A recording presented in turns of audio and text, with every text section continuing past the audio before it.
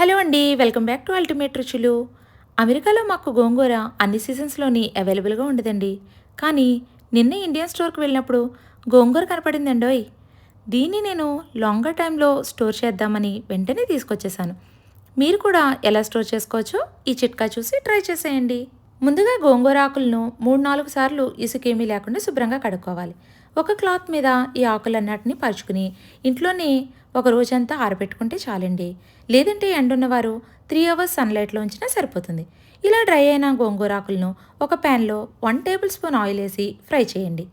ఇవి కొద్దిగా ఫ్రై అయిన తర్వాత ఇందులో half teaspoon salt, half teaspoon పసుపు వేసి 3 మినిట్స్ ఫ్రై చేయాలి.